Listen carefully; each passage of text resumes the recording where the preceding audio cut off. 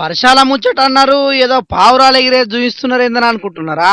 పావురాలను ఎగిరేసింది వర్షాలు పడాలనే.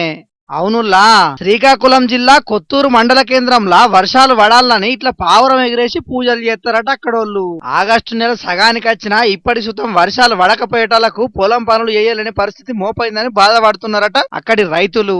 ఇట్లా చూసుకుంటా ఉంటే లాభం లేదు, పూజలు చేస్తేనన్నా వర్షాలు పడతాయని చెప్పి ఊరోళ్ళంతా కలిసి ఈ కార్యక్రమం చేసిర్రు. ఇయ్యాల ఊరికి దగ్గరున్న కొండలల్లా వర్షాలు పడాలని చెప్పి ఊరోళ్ళంతా డప్పు సప్పుల నడుమ అక్కడికి పోయి అక్కడున్న పెద్ద బండ దగ్గర ప్రత్యేక పూజలు చేసిండ్రు. ఆ బండ మీద పాయసం పోసి అక్కడనే ఒక మేకను, కోడిని, చాపను బలిచ్చి పావురాన్ని మాత్రం గాలికి ఇడిచి పెడతారట.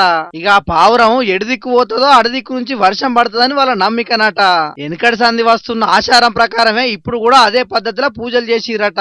మరి వాళ్ళ పూజలు పాలించి వర్షాలు సరిపోయినన్ని పడతాయో ఏం కథనో తెలియదు గాని ఈ వర్ణదేవుడు సల్లాగుండా అక్కరకు రాని హైదరాబాద్ లోనేమో ప్రతిరోజు వర్షాలు పడేటాళ్లకు పట్నం జనాలంతా పరేషాన్ కాబట్టే అటు రెండు తెలుగు రాష్ట్రాల్లో ఉన్న చాలా ఊళ్ళలోనేమో వర్షాలు లేక రైతులు గోసపడబట్టే ఇన్ని రోజుల సంధి వర్ణదేవుడు రైతులకు పెట్టిన పరీక్ష సరిపోయింది.